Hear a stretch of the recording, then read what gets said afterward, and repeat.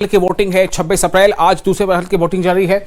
इससे पहले 19 अप्रैल को पहले मरहल की वोटिंग हुई थी और आज दूसरे मरहल की वोटिंग के तहत कुल 89 सीट्स पर वोटिंग होनी थी, लेकिन 89 के बजाय 88 सीटों पर वोटिंग हो रही है। चूंकि मध्य प्रदेश के बैतूल में बीएसपी के एक प्रत्याशी, एक उम्मीदवार की मौत हो गई, जिसकी वजह से अब वहां पोलिंग नहीं हो रही है। तो इस तरह से कुल 88 सीटों पर वोटिंग हो रही है और इन 88 सीटों में से एक सीट है जम्मू की। जम्मू कश्मीर जो यूनियन टेरिटरी है उसकी एक सीट है जम्मू, जहां पर आज वोटिंग का अमल सुबह से जारी है। जम्मू में कुल जो 4 अजला के इलाकों पर हिस्सों पर मुश्तमिल ये जम्मू पार्लिमानी हल्का है, जिसमें जम्मू है, सांबा है, राजौरी है और रियासी है।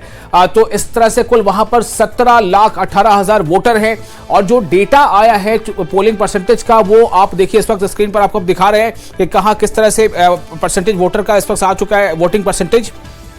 तो कुल मिलाकर आज तमाम जो वोटर्स हैं वो कोशिश है कि वो आज अपने हक इरादे का इस्तेमाल कर ले और कोशिश के साथ साथ अपील भी यही की जा रही है कि आप जो है वोटिंग में हिस्सा लें। जम्मू में 26.61% वोटिंग 11 बजे तक, जम्मू में 26.61 यानी 26.61%, 26.61% ये 11 बजे तक का ये आंकड़ा आप इस वक्त देख रहे हैं अपने स्क्रीन पर। इससे पहले जो 9 बजे तक का आंकड़ा आया था उसमें 10.39 यानी 10.39% वोटिंग दर्ज की गई थी। उस हिसाब से देखा जाए तो अगले 2 घंटे में ये जो है काफी बढ़ गया है। जहां एक तरफ पहले 2 घंटे में, शुरुआती 2 घंटे में 7 से लेकर 9 बजे तक में परसेंटेज जो है 10.43 था, अब ये परसेंटेज 26.61 आ चुका है। रमन भल्ला को सुनते हैं। बातें बड़ी बड़ी करते हैं, हमने कहा शायद बड़े दावे करते हैं, आंखों से आंखें बातें करके हमारे मोदी सरकार बात करके पीओजी का इलाका खाली कराएंगे तो टाई फिक्स होगी। अब लगता है कि दिल्ली वालों को ये छाती दिखानी पड़ेगी, लोग दिखाएंगे छाती, असली छाती क्या है। आपको क्या लगता है जो बेरोजगारी है, महंगाई है, ये इश्यूज हैं? बिल्कुल बेसिक मुद्दे हैं। बेसिक मुद्दों को हम नजरअंदाज नहीं कर सकते, जिससे रोजमर्रा की जिंदगी जो है प्रभावित हुई।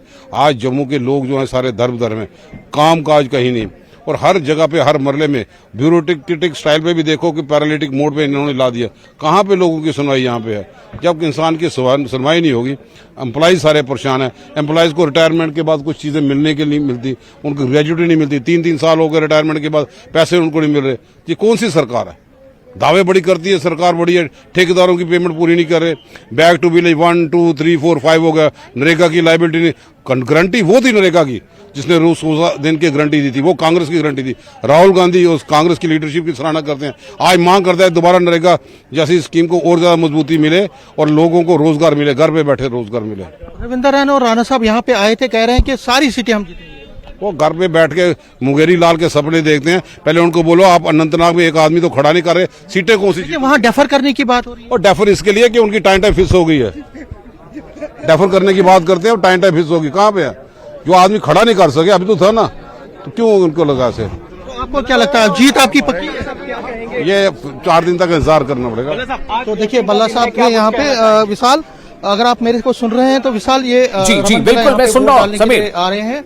सबसे पहले हमने इनसे बात की जी, तो इनका ये कहना था कि जो मुद्दे हैं, बेरोजगारी है, एम्प्लॉयमेंट का जो सबसे बड़ा इशू है, महंगाई की बात इन्होंने की। और जब हमने अनंतनाग इशू पर पूछा तो उन्होंने कहा कि बीजेपी कुछ नहीं करने वाली है, उनको अपना एक कैंडिडेट वहां तक नहीं मिला, वहां पे नहीं मिला। तो कहीं ना कहीं राजनीति इस पर भी है। रविंद्र राणा से जब हमने बात की, उनके अपने तर्क थे। अब जो रमन भल्ला है, क्योंकि ये कैंडिडेट है यहाँ पे, तो उनके अपने तर्क है। तो राजनीति इसी को कहते हैं, जो आरोप और प्रत्यारोप जो है वो लग रहे हैं, लेकिन लोग जो है वो डेवलपमेंट की बात कर रहे हैं। जो हमने लोगों से बात की सुबह से ही लगातार, उनका ये कहना था कि जो विकास है, डेवलपमेंट है, एम्प्लॉयमेंट अपॉर्चुनिटीज, उनकी जिंदगी बेहतर हो, इसके लिए ये वोट दे रहे हैं। राजनीतिक दल जो हैं, कैंडिडेट्स, वो अपनी लाइन पर बात कर रहे हैं। लेकिन कुल मिला के जो सुबह से जो एक चीज उभर के सामने आई है कि इस बार लंबी लंबी कतारों में लोग आए हैं और वोट डाल रहे हैं। वोट इसलिए डाल रहे हैं क्योंकि उनको विकास चाहिए, उनको डेवलपमेंट चाहिए। और रमन भल्ला से भी जब हमने बात की तो ये कह रहे हैं कि हम यहाँ पे लोग बदलाव चाहते हैं। बदलाव लोग चाहते हैं, नहीं चाहते हैं, ये तो 4 जून को पता चलेगा कि क्या जुगल किशोर हैट्रिक मारेंगे यहाँ पे, या रमन बला 2019 की तरह यहाँ पे 2019 के विपरीत यहाँ पे जीत देंगे, ये 4 जून को पता चलेगा। लेकिन जो उभर के सामने आए, जो लोग आ रहे हैं, वो विकास की तरफ बात कर रहे हैं, डेवलपमेंट की बात कर रहे हैं। और देखिए रमन बला अब यहाँ पे कुछ ही क्योंकि मीडिया ने उनको घेरा हुआ है और अब वो निकले हैं, देखिए अब निकल गए हैं वो यहाँ पे, अब वोट डालने के लिए वो धीरे धीरे आगे कदम बढ़ा रहे हैं। तो रमन बला उत्साहित हैं, उनको पूरा यकीन है कि जो कैंपेनिंग इन्होंने की है लगातार कई महीनों से, वो उसका परिणाम आज निकलेगा। कांग्रेस यहाँ पे जीत दर्ज करेगी। मैं आपको विशाल ये भी बता दूं कि ये जो जम्मू की सीट है, ये कभी ट्रेडिशनली कांग्रेस की बड़ी स्ट्रांग होल्ड होती थी, यहाँ पे कांग्रेस जीती थी। लेकिन 2008 में जब अमरनाथ रो हुआ, उसके बाद यहाँ का सिनेरियो चेंज हो गया और जब मोदी वेव आ गई 2014 में, उसके बाद तो डोमिनेट कर रही है बीजेपी यहाँ पे। हमने 2014 में देखा और 19 में भी देखा कि जो जुगल किशोर शर्मा का जो विनिंग मार्जिन था वो लगातार बढ़ता गया। 2014 के मुकाबले में 2019 में ज्यादा वोट उन्होंने लिए। क्या 2024 में वो उससे ज्यादा वोट लेंगे या उतने लेंगे या उससे कम लेंगे, ये तो 4 जून को पता चलेगा। लेकिन कांग्रेस की तरफ बहुत शुक्रिया सभी तमाम जानकारी के लिए। और इसके साथ ही ये देखना होगा, दावे सबके होते हैं अपने अपने, लेकिन असल हकीकत जो है वो जनता के हाथ में उसकी चाबी होती है। जनता जिसकी चाहे ताला किस्मत का बंद कर दे, जिसका चाहे ताला किस्मत का खोल दे। आगे बढ़ते, जम्मू लोकसभा सीट के लिए जहां बड़ी तादाद में लोग वोट देने के लिए पहुंच रहे हैं, वहीं कई सरकर्दा शख्सियात और लीडरान भी अपने हक राधे का इस्तेमाल करने के लिए पहुंच रहे हैं। बीजेपी के सीनियर लीडर देवेंद्र सिंह राणा ने भी वोट डाला। इस मौके पर उन्होंने न्यूज 18 JKLH से खास बातचीत की।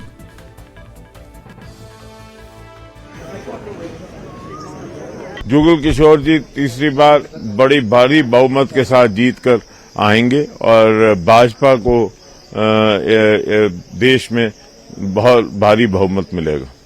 अगर हम जम्मू की हम बात करें, जम्मू में वो तीसरी बार कोशिश कर रहे हैं और लेकिन अपोजिशन भी अपनी तरफ से उन्होंने भी कैंपेन किया है। यहाँ की समस्याएं जो है वो कह रही है अपोजिशन की अभी भी बरकरार है। यहाँ स्मार्ट मीटर्स लगाए गए, यहाँ पे रोजगार छिन गया। देश बदलाव की स्थिति में है, देश विश्व गुरु बनने की राह पे अग्रसर है।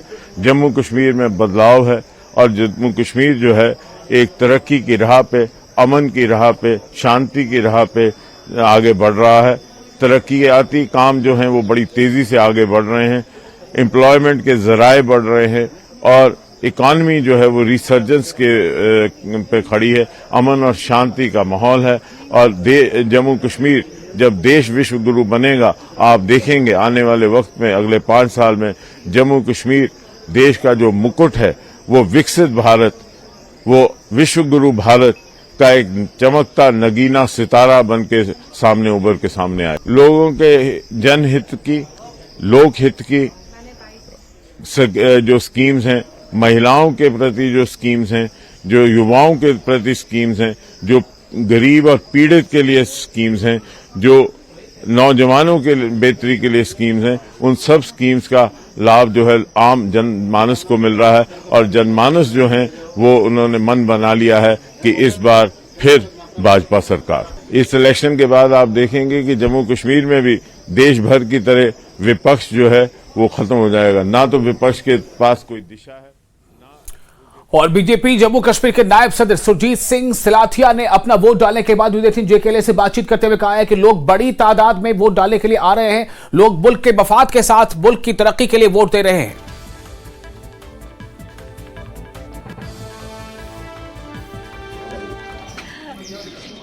जम्मू रियासी लोकसभा सीट पर चुनाव जो है वो सुबह से ही जारी है और हमारे साथ फार्मर मिनिस्टर और भाजपा के senior vice president Surjeet Singh Slathia है। इन्हीं से हम बात करते हैं। सर, कितना जरूरी है आज वोट डालना और किन, आपने भी फील्ड पर गए हैं, किन किन मुद्दों को लेके देखा है कि आपने कि क्या क्या मुद्दे हैं लोगों के और भाजपा को क्यों आज लोग वोट देंगे? देखिए, आज मतदाता जो हैं अपने बड़ी जोर शोर के साथ इस इलाके में, मैंने अभी 10 पोलिंग स्टेशन का दौरा किया है। भारी मात्रा में लोग अपना मतदान देने के लिए लाइनों कतारों में खड़े हैं। सुबह से ही पोलिंग शुरू है और लोग जो हैं उन्होंने मन बनाया है कि हमने मोदी साहब को वोट देना है। तो हमारे जो देश के यशस्वी प्रधानमंत्री जी हैं उनकी तरफ ही सबकी निगाहें हैं कि उन्होंने जो पहले देश के लिए किया और 5 साल मौका देंगे ताकि और ज़्यादा काम इस देश के लिए हो सके। क्या लगता है 370 हटने के बाद जम्मू कश्मीर में विकास हुआ है? देखिए 370 हटने के बाद ही आप जो 5 अगस्त 2019 को जब 370 हटा, उसी के बाद हमारी रियासत जम्मू कश्मीर की तस्वीर भी बदली है और तकदीर भी बदली है। और इससे बहुत से ऐसे नए प्रोजेक्ट्स आए हैं, बहुत से बड़े काम हुए हैं और आगे भी काफ़ी काम होंगे, जिसकी मसाले आपके सामने हैं। आप खुद देखते हैं कि किस तरीके से नेशनल हाईवे बन रहा है, हमारा एम्स बन रहा है, बाकी सर्कल रोड्स बन रही है, रिंग रोड्स बन रही हैं, एक्सप्रेस हाईवे। और BJP leader doctor Jitendra Singh ने अपना वोट डाला। इस मौके पर मीडिया से बात करते हुए उन्होंने कहा कि वोटरों में जोश है। उन्होंने कहा कि 2019 के बाद जम्मू कश्मीर में तरक्की की रफ्तार तेज हुई है।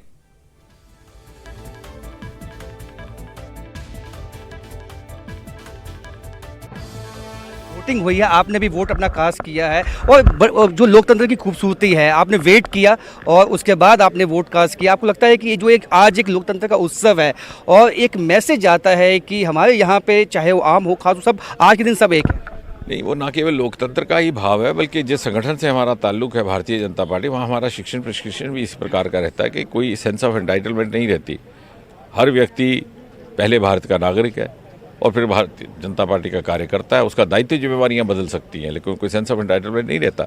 और जहां तक आज के चुनाव का दृश्य आप देख रहे हैं, इतना भारी अद्भुत उत्साह, ये प्रतीक है एक सफल लोकतंत्र का।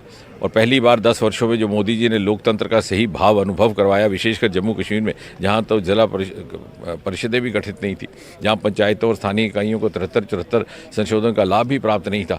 तो मूलभूत लोकतंत्र क्या है, ज़मीनी स्तर का लोकतंत्र क्या है, इसका एहसास यहाँ पर हुआ। और यही कारण है कि जहाँ घाटी में भी 10-10% वोट पड़ा करता था और MP MLA सरकार बन जाते थे, आज वहाँ भी बड़े उत्साह के साथ आम जनमानस इंतजार कर रहे हैं मतदान का। सीमावर्ती इलाकों में गए, पहले वहाँ शेलिंग हुआ करती थी और बॉर्डर पे लोग जो है कई बार अपना मतदान भी नहीं कर पाते थे। आज जो माहौल है, हमने देखा वहाँ भी लंबी लंबी लाइनें देखी हैं। आप देखिए, कई महीनों से, कई वर्षों से कभी शेलिंग नहीं हुई और वहाँ पर 2 स्तर पर काम किया गया। एक तो सीमा पार से होने वाली शरारत को अंकुश लगाने का, आज वो पूरी तरह अंकुश लगता है। दूसरा, सीमा पर रहने वाले लोगों की सुविधा के लिए मोदी जी ने ऐसे संज्ञा दी, फर्स्ट विलेज। हम लास्ट विलेज नहीं कहते, सीमा से ही उन्होंने कहा विलेज शुरू होगा। आज वहाँ पर फैमिली बंकर भी बन गए और फैमिली बंकर उस तरह के हैं जैसे कि एक सिंगल बेडरूम फ्लैट रहता है। आज वहाँ पर मोबाइल टावर भी लग गए, 0 लाइन तक वहाँ पर रोड नेटवर्क भी बन गया। तो जिस प्रकार की अद्भुत सुविधा, टॉयलेट्स भी बन गए, सीमावर्ती क्षेत्र में रहने वाले लोगों को उपलब्ध हुई है। बल्कि पिछली सरकारों ने वंचित करके रखा था। अंतर्राष्ट्रीय सीमा पर 4% आरक्षण नहीं लगता था, जबकि LOC पर लगता था। यानी सरहद के एक हिस्से के युवाओं को लाभ दिया, दूसरों को नहीं दिया, बच्चे बच्चे में फ़र्क किया, केवल और केवल वोट बैंक की राजनीति के लिए। वो विडंबना भी मोदी जी के आने के बाद ही सुलझाई गई। आज वहाँ भी 4%। ये मोदी ने हालांकि अपनी रैली में साफ कर दिया था कि यहाँ पे विधानसभा चुनाव जो है वो करवाए जाएंगे, लेकिन जो है अभी भी जो आपको लगता है कि जो विपक्ष है वो ये तूल देने में लगा हुआ है कि सुप्रीम कोर्ट का प्रेशर है, इसीलिए ये बयान आ रहे हैं। नहीं, वो तो अब वो चाहे जो भी कहे, लेकिन मुझे नहीं लगता कि प्रधानमंत्री मोदी जी ने जो कहा है उसमें कुछ और जोड़ने की कोई आवश्यकता या औचित्य है। सर, जो डेफिट करने की बात हो रही है अनंतनाग जोड़ी को, जिस तरह के बयान आ रहे हैं, चुनाव समिति का विषय है, उसमें हम आउट ऑफ टर्न बात नहीं करते। चुनाव समिति एक स्वतंत्र संस्था है, जो भी उनके विवेक से निर्णय होता है उसका हम सब पालन करते हैं। सवाल सही होगा कि इसका जो लोकसभा चुनाव है, इसका इम्पैक्ट कितना देखते हैं आने वाले चुनावों में, क्योंकि ये हम इलेक्शन ईयर भी कह सकते हैं कि इसके बाद पंचायत चुनाव, लोकल बॉडी चुनाव। आम जनमानस मन बना चुका है कि मोदी जी के नेतृत्व में इस विकसित यात्रा को जारी भी रखना है और जम्मू कश्मीर इसका अभिन्न अंग बन करके आने वाले समय भारत की ग्रोथ स्टोरी में एक प्रमुख योगदान करने वाला है। बहुत बहुत शुक्रिया। तो केंद्रीय मंत्री डॉक्टर जितेंद्र सिंह एक्सक्लूसिवली जो है उन्होंने न्यूज़ 18 से बात की और उन्होंने कहा कि अब जो जनमानस है, आम जनमानस, उससे अपना मन बना लिया है वो कि अब विकास की जो दशा और दिशा है वो तय करनी है और हर पॉसिबल जो है कदम, हर मुमकिन कदम